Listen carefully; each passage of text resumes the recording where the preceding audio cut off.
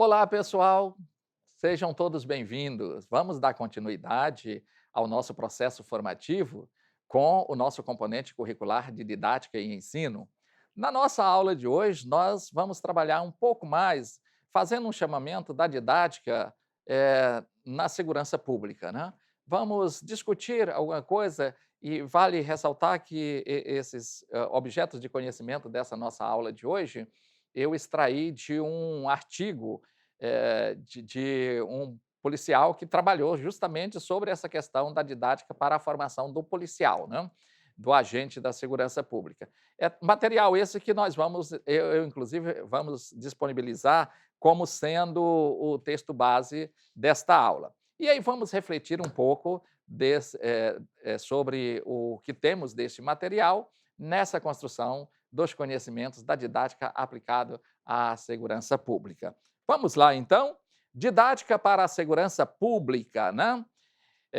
O que nós temos? Partindo da definição da palavra, né, da palavra didática, que nós aprendemos lá, como a arte de transmitir conhecimentos, técnicas de ensinar, a parte da pedagogia que trata dos preceitos científicos que orientam a atividade educativa, de modo a torná-la mais significativa. Então, quando nós vamos trabalhar com a didática aplicada à segurança pública, não podemos perder de vista este significado que tem da didática. Por que isso? Porque seja tanto essa parte de compreendermos esse processo e a didática como essa arte, que nós podemos, inclusive, ressignificar para esta última frase que temos aqui no slide. Ou seja, em outras palavras, ensinar a ensinar. Quando nós trabalhamos sobre a didática, estamos justamente fazendo este processo, ensinando alguém como ensinar. Eu não gosto muito desse termo, ensinando alguém, mas a tradução que veio do material é essa. Então, como estamos trabalhando um material que tem um autor, que mesmo disponibilizando esse material no domínio público, mas tem um autor que falou, e nós estamos colocando aqui a forma como o autor falou, porque eu gosto mais de trabalhar o processo de ensino-aprendizagem. E dentro dessa compreensão de ensino-aprendizagem, não tem essa barra de que um ensina e o outro aprende. Temos um processo de construção de conhecimento em conjuntos, porque o nosso conhecimento, afinal de contas, ele é construído ou reconstruído a partir das nossas vivências, das nossas experiências, aquilo que tanto Piaget quanto Vygotsky colocam como sendo a zona proximal de desenvolvimento, né? E a partir dessas nossas convivências, nós vamos ressignificando. Eu acredito que, para vocês, alguns que moram em região ou que moravam em regiões ribeirinhas, né, onde tem grandes rios, quando for para trabalhar com as técnicas de salvamento em água, em situação de afogamento, para vocês foi muito mais tranquilo, porque vocês conhecem a movimentação das águas, vocês já têm a prática de nadar, vocês já têm a prática do mergulho. Então, isso foi para absorver esses conhecimentos teóricos que foram passados no curso de formação, foi muito mais fácil do que para aqueles que moraram sempre em grandes metrópoles, aonde a oportunidade que tinha é de ir num clube lá onde tem as piscinas, né? Então a compreensão é outra. E eu estou exemplificando isso para reafirmar que a nossa construção de conhecimentos ela se dá a partir das nossas experiências com o mundo físico do qual fazemos parte. É a mesma coisa quando se trabalha com alguém da zona rural que vai falar sobre, nas aulas de ciência, que vai conversar sobre uma produção agrícola, como plantar, como cuidar da plantação, como colher, alguém que é da zona rural, ele assimila muito mais fácil, porque isso faz parte do dia a dia dele. Ao passo que o estudante da cidade, que não conhece essas técnicas, vai ter um pouco mais de dificuldade. Não é que não vai aprender. Sim, vai aprender, mas tem um pouco mais de dificuldade. Daí vem a questão das experiências que se faz às feiras, né? Nas escolas, as feiras ligadas à biologia, ligadas à ciência, ligada à química, para tornar isso mais palpáveis para o público que não tem que não tiveram esse contato lá. Então, veja que nós temos que partir dessas definições, ou seja, as palavras que nós estamos trabalhando sobre a didática, ensinar em assinar. Fazer com que alguém, você que está em um processo formativo, adquira competências e habilidades para trabalhar com outras pessoas, ensinar outras pessoas. Prosseguindo, didática para a segurança pública, nós temos aqui os policiais, bombeiros, educadores, tornam-se corresponsável pela qualidade dos agentes de segurança pública, pois tem a árdua tarefa de ensinar alguém a pôr em risco a própria vida em função, quase todas as vezes, de alguém desconhecido. Então, isso é notório quando você se coloca à disposição. Tem lá uma casa em chama, mas você precisa se lançar ali para salvar alguém que você nem conhece. Então, para isso, você precisa ter todo um aparato teórico e metodológico, como agir. Esse aparato metodológico de como agir está dentro do campo da didática, a forma didática de se fazer salvamentos em diversas situações de risco. Não? Observe que, dentro desse contexto da didática para a segurança pública, nós temos aí tirar a vida de alguém em virtude do exercício regular da profissão ou ainda usar as forças físicas através do poder de polícia. Observe que isso faz parte da função. Digamos que alguém vem de forma veemente atentar contra a sua própria vida. E você, sem querer, mas você precisa ter técnicas, didática, ou de como se sair dessa situação e, caso não tenha jeito, você tem a legítima defesa que lhe ampara. Às vezes até de tirar a vida de alguém, mas para estabelecer ali uma ordem e salvar outras vidas. Isso se dá muito em questões de sequestro que ocorre e, às vezes, se encontra diante... o profissional da segurança pública se encontra diante dessas situações, de ser obrigado, pelo exercício da função, eliminar a vida de alguém para salvar a vida de outras pessoas inocentes. Não? Isso tem uma ancoragem didática, das técnicas que você precisa utilizar para isso. Não? O que é que nós temos aqui para a didática para a segurança pública? É o pensar sobre o fazer, que se propõe a construção de um diálogo para subsidiar o dia a dia nas aulas daqueles que se propõem a educar.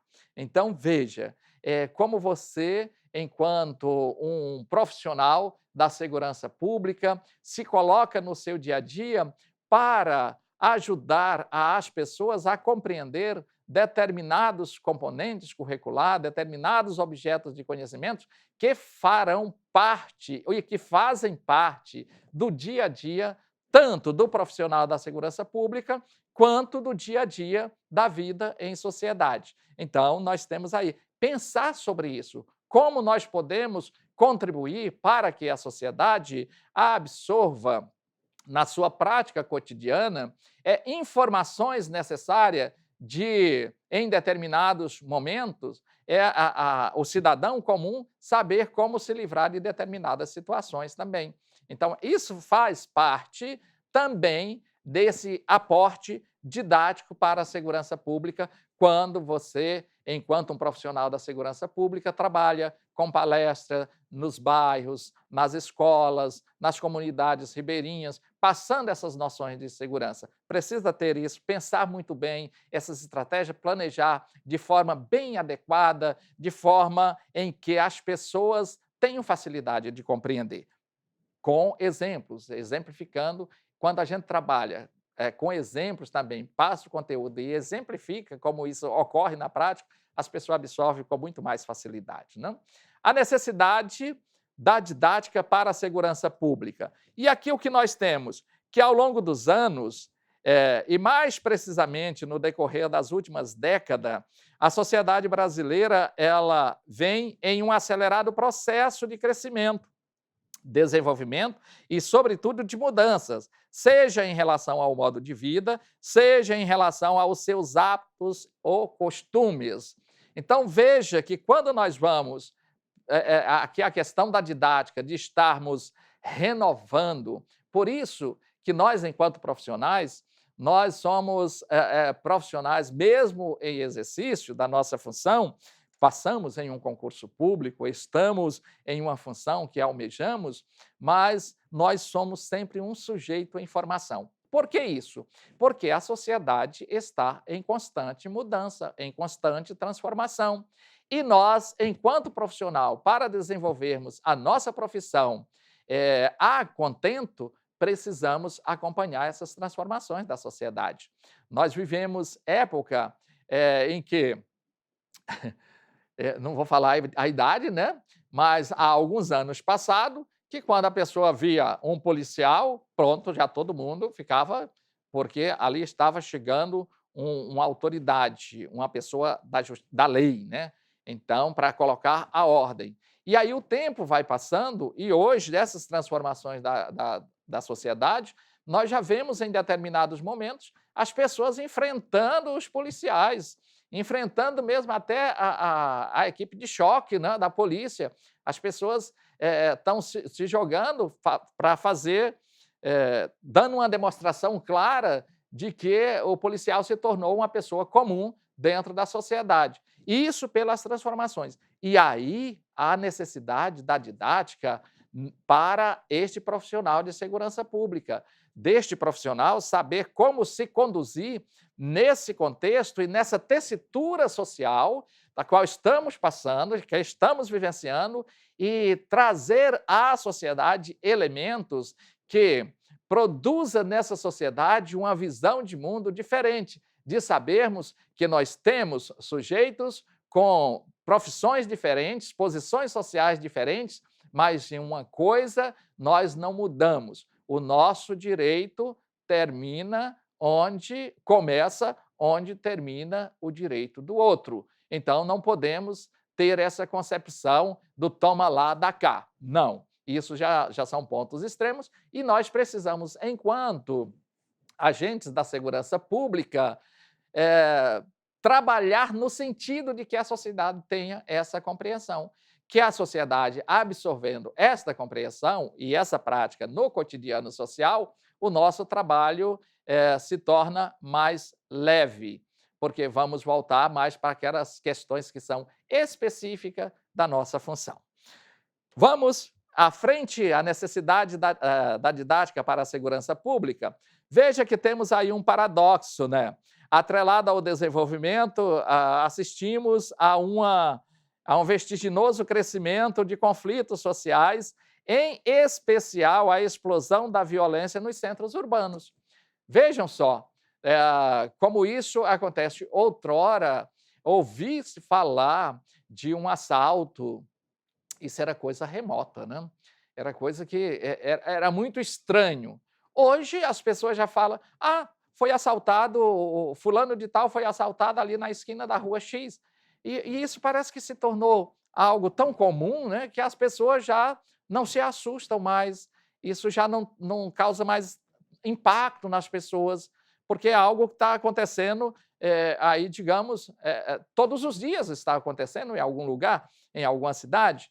E aí nós, enquanto profissionais da segurança pública, olha, eu me colocando aqui na situação de profissional da segurança pública, mas temos também esse papel, porque trabalhamos com formação do sujeito, e nessa formação do sujeito passamos como o sujeito tem que se portar e comportar na vida em sociedade. Veja que essa explosão da criminalidade faz com que o agente da segurança pública, seja da Polícia Militar, seja o bombeiro, seja da Polícia Civil, tenha uma didática para o exercício da sua profissão, observando a partir dessas manifestações, dessas transformações do comportamento da sociedade que estão presentes nessa malha social, para saber como se conduzir enquanto profissional e enquanto um guardião da segurança da população. Prosseguindo, nós temos aí que, em face do quadro complexo da sociedade contemporânea e na busca de resposta aos conflitos apresentados, os agentes de segurança pública, seja o policial militar ou o bombeiro militar, necessitam de uma formação que estabeleçam caminhos mais acessíveis, ou seja, assertivos, no processo de formação do cidadão. Nós precisamos, diante de toda essa demanda, sabermos qual o caminho mais acessível e que se torna possível para a gente ajudar nesse processo de formação do cidadão. E, para isso, vem a ancoragem na didática, para sabermos, de fato, o caminho que devemos seguir dentro de cada nuance que vão surgindo aí na vida e nas relações em sociedade. Trabalhar determinados temas em um bairro pode não ser a mesma técnica e o mesmo caminho didático que temos que trabalhar a mesma temática em um outro setor, em um outro bairro. Beleza? Prosseguindo aí nessa necessidade, o método mais proficiente para a postura é o diálogo, né? Ou seja, o método dialógico. Paulo Freire até fala desse método dialógico, que é dialogarmos, ou seja, falarmos e ouvirmos, estabelecer uma comunicação. E aí eu sempre falo que só se estabelece uma comunicação quando eu falo e você entende, interpreta e reinterpreta o que eu estou falando. E quando você fala e eu tenho a mesma postura de compreender. Se não há este processo de compreensão do que está sendo falado, não está existindo comunicação. Está existindo simplesmente ruídos, mas não está ocorrendo a comunicação. Então, observando que a comunicação ela só se estabelece quando há a compreensão do que está sendo feito. Digamos que eu estou aqui fazendo esta aula com vocês, e muito feliz por estar com vocês, mas uso determinados termos que você não entende. Essa parte que você não entendeu, não houve comunicação. Você simplesmente houve um ruído, mas você não teve condição de assimilar. Então, só para exemplificar este processo de comunicação. Então, veja, né, que o método mais proficiente para a postura é o diálogo, contextualizado com os referenciais teóricos, ou seja, os conhecimentos, a partir da propositura de atitudes ou comportamento que se pretende estimular para este cidadão, que um agente de segurança pública deve obter ao longo do processo de uma cultura policial profissional nos quadros da segurança pública. Então, essa questão do diálogo ainda é o melhor caminho para se estabelecer essa comunicação. Aí nós temos o planejamento, que para estabelecer essa comunicação temos que planejar, saber como é que isso vai acontecer, como nós vamos estabelecer esse diálogo. Veja, traçar um plano com objetivos, métodos, metas e estratégia é parte integrante do fazer didático, né? Ninguém diz que eu estou trabalhando didaticamente, mas chego para a aula, eu não sei que tema. Vamos procurar um tema aí para trabalhar e discutir. Isso não está planejado. Então, tem que traçar esse plano, colocar os objetivos, a meta que você quer atingir, e aí colocar também a parte mais artesanal do educador, né? Que o que se coloca, que o planejamento ele se torna a parte artesanal do educador. É aquilo que nós não podemos fugir dele. Saber aonde se quer chegar é primordial para se iniciar uma caminhada. Estou aqui e quero chegar lá, então eu preciso planejar para saber como eu vou chegar lá, né?